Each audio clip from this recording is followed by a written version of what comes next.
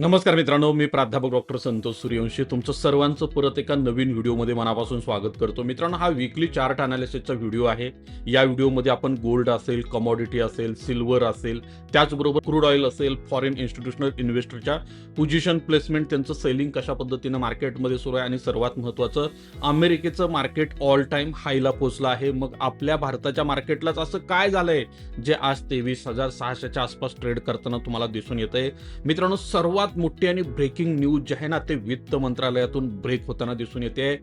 लवकरच भारतामध्ये capital gain tax, security transaction tax कमी होण्याची शक्यता आहे आणि त्यामुळे या आठवड्यामध्ये मार्केटमध्ये एक पॉझिटिव्ह मोमेंटमला सुरुवात होण्याची शक्यता देखील नाकारता येत नाही. त्याचबरोबर मित्रांनो, अजून एक खूप मोठी न्यूज काल ओव्हरनाईटला रिलीज झाली. ती न्यूज अशी आहे की अमेरिका आणि इराण यांच्या डीलमध्ये एक खूप मोठा पॉझिटिव्ह डेव्हलपमेंट झालाय. डेव्हलपमेंट असं आहे की इराणला अमेरिका नुकसान भरपाई देणार आहे.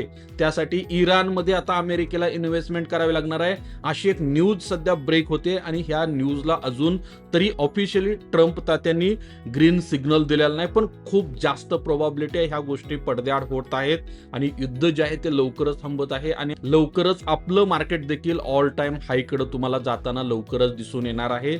चला मित्रांनो, सुरुवात करूया. नेमकं काय होऊ शकतं या आठवड्यामध्ये. बघा मित्रांनो, हा जो समोर चार्ट आहे ना, हा चार्ट काळजीपूर्वक बघा. काल एक्झॅक्ट 3 वाजता मार्केटमध्ये काय झालं, निफ्टी इंडेक्स तब्बल 200 पॉइंट 3 वाजता पडला. तुम्ही म्हणाल सर, इतकं भयंकर सेलिंग 200 पॉइंट निफ्टी इंडेक्स का पडला? तर मित्रांनो, याचं कारण आहे एफआय. कालचं एफआयचं सेलिंग आहे 21,105 कोटी रुपयांचं. मित्रांनो, भयंकर असं सेलिंग कालच्या ट्रेडिंग सेशनला एफआयनी केलेलं आहे, हे पहिल्यांदा लक्षात घ्या. आणि त्याचमुळं मार्केट या ठिकाणी जोरदार कालच्या ट्रेडिंग सेशनला 3 वाजता ब्रेक होताना दिसून आलं. मग त्यांनी काय सेलिंग केलं, एक्झॅक्ट 3 हे टायमिंगच का निवडलं? तर त्याच्या पाठीमागं कारण आहे MSCI इंडेक्सचं रिबॅलन्सिंग. कारण मित्रांनो, प्रत्येक 3 महिन्याला 6 महिन्याला या MSCI इंडेक्सचं रिबॅलन्सिंग होतं. त्यामध्ये कालच्या ट्रेडिंग सेशनला देखील रिबॅलन्सिंग होतं आणि या रिबॅलन्सिंगमुळेच मार्केट खरं तर पडलंय. सोमवारच्या ट्रेडिंग सेशनला जर बघायचं झालं तर may be market gap of open होऊ शकतं, हे पहिल्यांदा लक्षात घ्या. मार्केट का गॅप ऑफ ओपन होऊ शकतं? सध्या जर तुम्ही डाव जोन्सचा चार्ट बघितला तर लास्ट ट्रेडिंग सेशनला डाव जोन्स इंडेक्स जो आहे तो जवळपास 363 अंकांनी पॉझिटिव्ह आहे. म्हणजे आपण ज्या लेवलवरून काल पडलो त्याच लेवलला आपलं मार्केट सोमवारच्या ट्रेडिंग सेशनला गॅप ऑफ ओपन होणं आपल्याला अपेक्षित आहे. पण मित्रांनो, एक गोष्ट लक्षात ठेवा, पाठीमागच्या 6 महिन्यामध्ये अमेरिकेच्या ब्रॉडर मार्केटनं जवळपास 7 ते 8% रिटर्न डिलिव्हर केलेत. पाठीमागच्या 1 वर्षाचा जर विचार केला तर हे मार्केट ऑल टाइम हायला ट्रेड करतंय.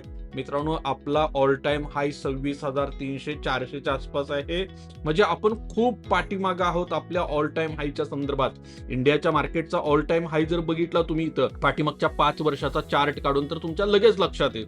मी तुम्हाला दाखवतो. म्हणजे बघा आपल्या इंडियाच्या मार्केटचा ऑल टाइम हाय बनला होता मित्रांनो 27 सप्टेंबर 2024ला 26,178 आणि त्यानंतर 26,328. म्हणजे या लेवलला आपण अजूनपर्यंत गेलेलो नाही. म्हणजे सप्टेंबर 2024 पासून आपल्या मार्केटमध्ये बिलकुल रिटर्न नाहीयेत. मार्केट पूर्ण एका छोट्या झोन मध्ये ट्रेड करतंय. लोअर साईडला मार्केटनं 22,550, त्यानंतर सेकंड टाइमला मार्केटनं जो लो तयार केला होता 22,713चा लो तयार केला होता. म्हणजे मार्केट पूर्ण याच झोन मध्ये पाठीमागच्या 2-2.5 वर्षापासून ट्रेड करतंय. म्हणजे याचा अर्थ मित्रांनो, आता जर अमेरिका इराणचं युद्ध थांबलं, स्ट्रीट ऑफ हॉर्मुझ ओपन झालं, तर डेफिनेटली इंडियनच्या मार्केटला मोठं रिलीफ मिळू शकतं. त्याचबरोबर सरकारनं जर टॅक्सेशन संदर्भात काही पॉझिटिव्ह इनिशिएटिव्ह घेतल्या तर नक्की मित्रांनो, या आठवड्यामध्ये तुम्हाला एक चांगली तेजी या मार्केटमध्ये काय होऊ शकते, बघायला मिळू शकते.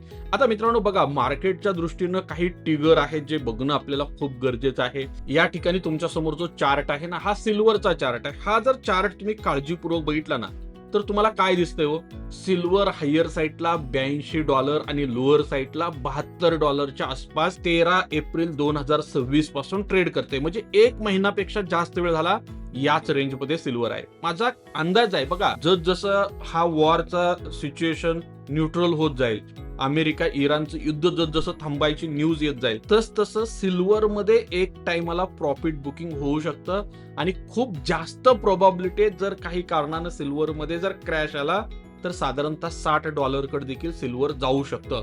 मित्रांनो बघा, सिल्वरमध्ये जी रॅली सुरू आहे ही स्ट्रक्चरल रॅली आहे, स्ट्रक्चरल डिमांडमुळे तयार झालेली रॅली आहे.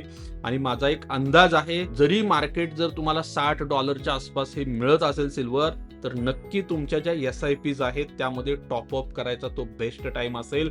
त्यानंतर जेव्हा मार्केट $82 वरती सस्टेन होईल, परत एकदा डेफिनेटली $150 पर्यंत सिल्वर जाऊ शकतं भविष्यात, पुढल्या 2, 3, 4 वर्षामध्ये. हे पहिल्यांदा लक्षात घ्या. तुमच्या असेट क्लासमध्ये डेफिनेटली आपल्याला सिल्वरला ॲलोकेशन देणं गरजेचं आहे. गोल्डचा जर विचार केला तर गोल्डमध्ये मित्रांनो या ठिकाणी जर तुम्ही चार्ट काळजीपूर्वक बघितला तर हा देखील वीकली चार्ट आहे. त्याचा RSI 50च्या आसपास आहे, म्हणजे ना बुलिश आहे ना बेरिश आहे, मीडियम बुलिश असलेला दिसून येतोय. या ठिकाणी जर बघितलं मित्रांनो तर गोल्डमध्ये एक चांगला सेल ऑफ जो आहे तो येताना दिसून आला होता. $5,406 वरनं डायरेक्ट गोल्ड $4,094 आणि त्यानंतर गोल्डमध्ये एक रिकव्हरी मिळाली. आणि ह्या रिकव्हरी नंतर आता इथं गोल्डमध्ये काय झालंय हो, तर क्लिअरली या ठिकाणी $4,373 आसपास गोल्ड सपोर्ट घेत असलेलं तुम्हाला दिसून येते. मित्रांनो बघा, गोल्ड देखील पाठीमागच्या 4 ते 5 आठवड्यापासून कंटिन्यू वीकनेस दाखवत आहे. म्हणजे याचा अर्थ मार्केट मधला जो फिअर फॅक्टर आहे ना, तो कुठं ना कुठं न्यूट्रल होताना आपल्याला क्लिअरली दिसून येतोय. म्हणजे याचा अर्थ मार्केट कुठं ना कुठं आता एक गोष्ट डिस्काउंट करून चाललंय. अमेरिका इराणचं जे युद्ध आहे ते शेवटच्या म्हणजे पूर्णपणे संपण्याच्या स्टेजला आलंय. त्या युद्धाच्या संदर्भाची लेटेस्ट अपडेट काय आहेत, जे अमेरिका आणि इराण यांच्या दरम्यान आता जो ॲग्रीमेंट व्हायला लागलाय तो ॲग्रीमेंट काय आहे, त्याचबरोबर आपल्या वित्त मंत्र्यांनी जे स्टेटमेंट दिले ते काय आहे ते पण मी पुढे जाईल तसं तुम्हाला सांगेलच. आता बघा मित्रांनो, EFIचा डेटा समजून घेणं खूप गरजेचं आणि सगळा जो गेम आहे ना हा EFIच्या डेटामध्येच आहे. भारतीय मार्केटमध्ये जे भयंकर असं सेलिंग सुरू आहे ते का सुरू आहे, तर बघा मित्रांनो, एकही दिवस तुम्हाला असा कुठं दिसणार नाही की ज्या ठिकाणी इक्विटीमध्ये त्यांनी खूप मोठ्या प्रमाणात बाईंग केले. ह्या पाठीमागच्या 1.5-2 महिन्याचा जर विचार केला, 4 मे पासून किंवा त्याच्या अगोदरचा जरी डेटा बघितला तर तुम्हाला ऑलमोस्ट हीच कंडिशन असलेली दिसून येते. इथं एकदा 14, 15, 18 मेच्या दरम्यान थोडंफार बाईंग आलं, 25 मेला थोडं बाईंग आलं, पण ओव्हरऑल जर बघितलं तर पूर्ण ट्रेंड त्यांचा निगेटिव्ह. आणि पाठीमागच्या 30 ट्रेडिंग सेशन मध्ये 55,963 कोटी रुपयांचं EFIनी सेलिंग जे आहे ते आपल्या इंडियन इक्विटी मार्केटमध्ये केलंय. आणि फक्त मित्रांनो ते इक्विटीमध्ये सेलिंग करतायत असं नाही, ते डेप्ट मार्केटमध्ये देखील सेलिंग करत आहेत. 2,78,000 कोटी रुपयांचं सेलिंग त्यांनी डेप्ट मार्केटमध्ये केलंय. म्हणजे याच्यावरून तुम्हाला एक अंदाज येतच असेल, भारतामधला जो पैसा आहे तो निघून जात आहे बाहेरच्या देशामध्ये. हा पैसा का निघून चालला, त्याच्या पाठीमागं मेन कारण आहे आपल्या गव्हर्नमेंटच्या ज्या काही पॉलिसी असतील, चांगल्या वाईट. सरकारला वाटतं कुठलीही एखादी पॉलिसी जाहीर करताना ही आपल्या देशाच्या हिताचीच आहे, आपल्या फायद्याचीच आहे, आपण याच्या माध्यमातून देशात कल्याणकारी योजना राबवू असं सरकारला वाटत असतं. पण सरकार कधी समोरच्या व्यक्तीचा विचार करत नसतं. मग मार्केटमध्ये एक्झॅक्ट हेच झालं. फॉरेन इन्स्टिट्यूशनल इन्व्हेस्टर आपल्या सरकारवर खूप मोठ्या प्रमाणात नाराज आहेत. पाठीमागच्या 3 वर्षामध्ये कंटिन्यू EFIs भारतातून पैसा काढून घेत आहेत. पण कालच्या ट्रेडिंग सेशनला सेन्सेक्स मध्ये जवळपास 1,000 पॉईंटचं सेलिंग आलं. निफ्टी जवळपास 360 पॉईंट पडला होता. रुपया आपला $97 पार निघून गेलेला दिसून येतोय. हे सगळं काय एका रात्रीत झालंय का, तर हे सगळं एका रात्रीत झालेलं नाही.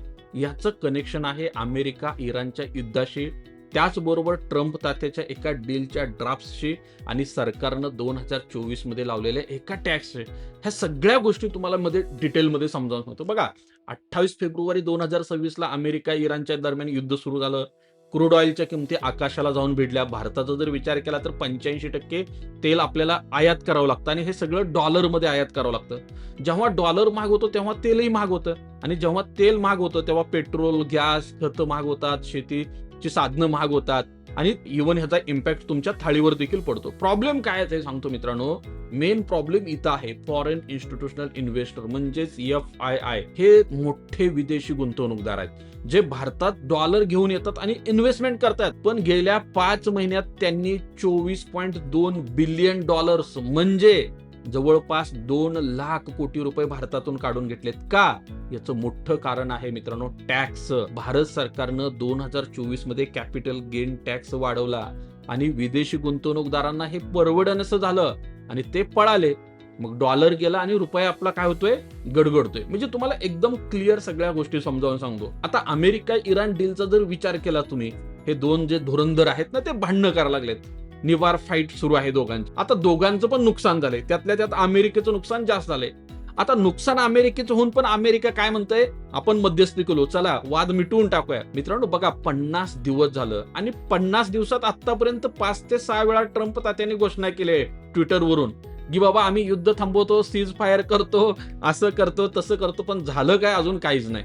पण आता मात्र मित्रांनो काहीतरी ठोस होईल असं वाटतंय. आता एक MOU तयार होतोय असं न्यूज आले. त्यामध्ये मेन जो पॉइंट आहे तो काय आहे, तर 60 दिवसांचं cease fire, street of Hormuz सर्व जहाजांसाठी उघडणार. इराणचे 300 बिलियन पर्यंत जे नुकसान झालंय ते अमेरिका इन्व्हेस्टमेंट म्हणून देणार आणि इराणचे 24 बिलियन डॉलरचे जे असेट्स आहेत जे अमेरिकेनं फ्रीज केलेत ते रिलीज करण्यात येणार आहेत, हे पहिल्यांदा लक्षात घ्या.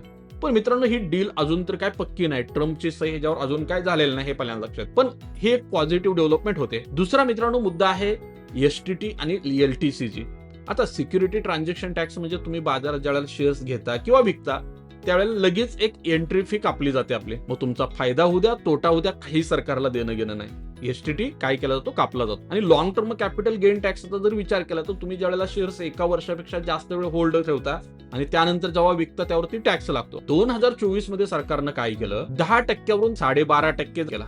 आता विदेशी गुंतवणूकदार हिशोब करतात. काय हिशोब करतात, 15% कमवले, त्यातलं 12.5% तर टॅक्स म्हणून गेलं. रुपया ऑलरेडी 5% घसरलाय.